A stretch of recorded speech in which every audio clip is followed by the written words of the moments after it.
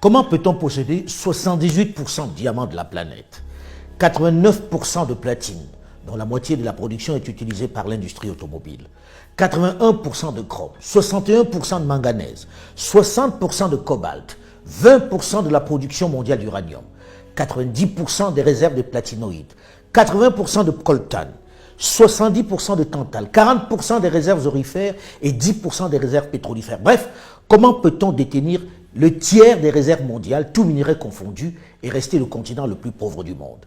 Qu'est-ce qui peut expliquer cette ineptie, cette incongruité? Et comment en sortir?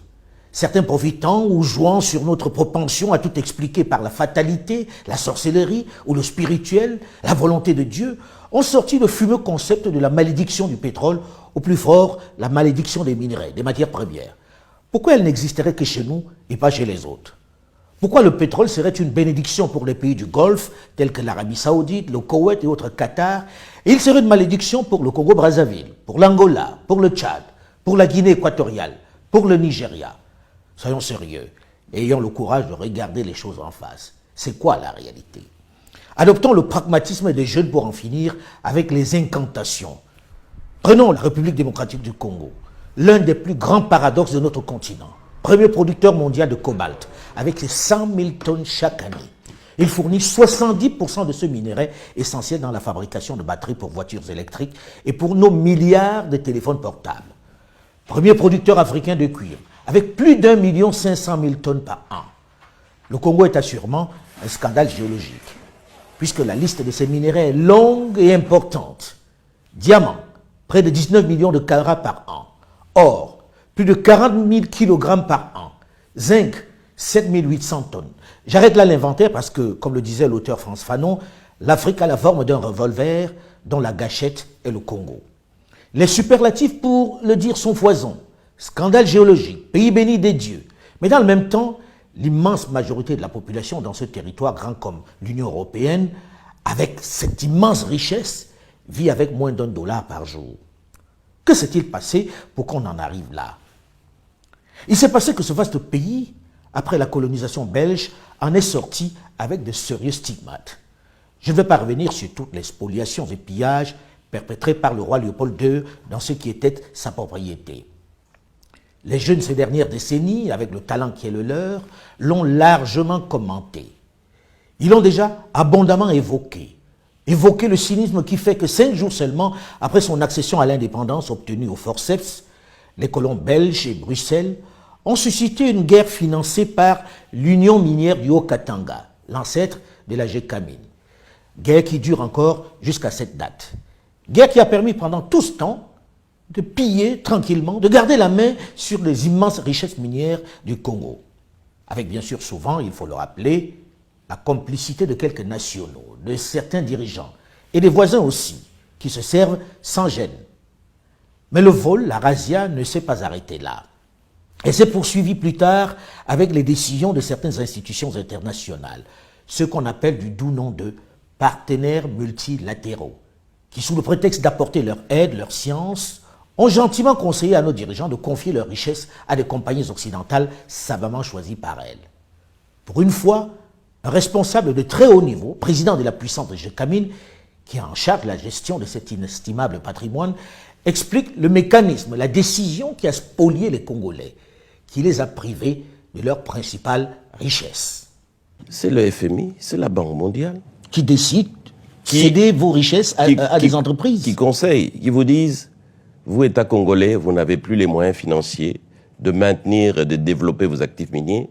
Nous vous conseillons gentiment. Oui, on sait comment on conseille. Voilà, de céder ça à des partenaires techniques et financiers internationaux qui sont spécialisés et qui ont les moyens et ils vont développer ça à votre place. C'est l'erreur fatale qu'on a faite qu'on ne devrait jamais faire dans nos pays africains. On dit que la RDC a exporté plus de 1 million de tonnes de cuivre et près de 100 000 tonnes de cobalt. C'est 5 ou 6 entreprises étrangères dans lesquelles, malheureusement, l'entreprise de l'État GECAMINE n'est qu'un actionnaire minoritaire qui n'a quasiment rien à dire. Édifiant, non? On ne peut pas être plus clair. En gros, le Congo est officiellement premier producteur de cobalt, minerai pour lequel la planète entière a un gargantuesque appétit. Mais en réalité, elle n'appartient pas aux Congolais. Elle est la propriété de quelques firmes occidentales et asiatiques qui ne respectent même pas la promesse, le contrat fait d'investir dans le pays. Elle possède les 2/3 du cobalt du RDC. Et comme si ça ne suffisait pas, ces entreprises, elles ont pris nos gisements, elles sont allées les donner en garantie à des banques étrangères et elles ont emprunté. Au lieu d'amener des capitaux qu'on nous avait promis, c'est des prêts qu'on nous a amenés à des taux qui dépassaient 10% alors que nous savons qu'ils les avaient à 2 ou 3%. Dont les entreprises à qui on a donné les concessions sont allées gager les mines du Congo auprès des banques. Et ont emprunté alors qu'elles devaient amener des capitaux. Elles ont amené plutôt des prêts. Ce n'est pas tout. Le hold-up ne s'arrête pas là. Le tiers restant du cobalt, que l'on a baptisé le cobalt sale, est encore tenu par d'autres groupes mafieux chinois, libanais, indiens, qui font travailler encore une fois les femmes, les enfants, les femmes enceintes, dans des conditions inhumaines. On assiste régulièrement à des accidents avec mort d'homme. Ils creusent dans ces mines comme des damnés qu'ils sont pour des revenus dérisoires, puisqu'en déclarant ce cobalt sale, il n'est officiellement pas vendable sur le marché. Du moins, officiellement. C'est un monde obscur, une opportunité qui s'offre aux plus malins, comme eux, partis de Chine, pour s'enrichir sur le dos des pauvres creuseurs. Ces petits malins qui les exploitent savent contourner l'embargo et parviennent à vendre ce cobalt dit sale, à le blanchir. Et très souvent, avec l'aide, j'allais dire, la complicité des grandes firmes qui détiennent déjà l'essentiel du cobalt propre. Ce personnage qui se tient en retrait sur ce marché du cobalt dans la capitale minière, Kolwezi, fait partie d'un des grands groupes mondiaux du cobalt. Vous achetez le produit pour vendre à qui? CDM. Vous vendez à CDM. CDM. Il faut préciser que CDM est une filiale locale du groupe chinois Huayu, spécialiste géant mondial du cobalt, qui, tenez-vous bien, ne possède pas de mine. Il y a quelques mois, elle faisait savoir, sous la pression, qu'elle n'achèterait plus de cobalt sale. Il faut dire qu'entre-temps, le prix sur le marché du cobalt est passé de 25 000 à 53 000 $. Et les projections disent qu'il va passer autour de 75 000 $ de façon stable d'ici les 5 prochaines années. Alors comment résister à une telle affaire, à une aussi belle manne, qui est fou? En gros, toutes ces grandes firmes internationales maîtrisent finalement tout le cobalt, l'officiel et le non officiel, le propre et le sale.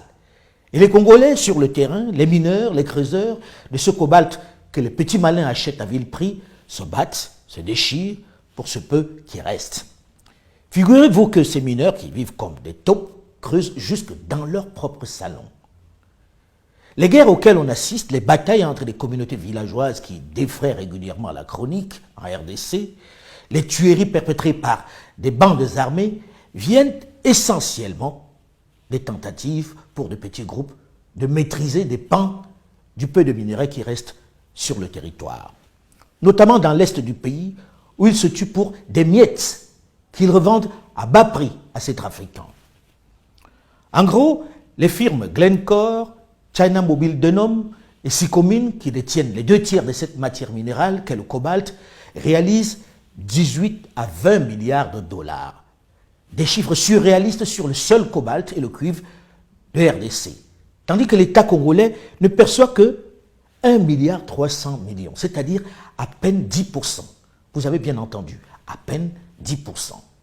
Dans ce cas, qui est le vrai patron du pays?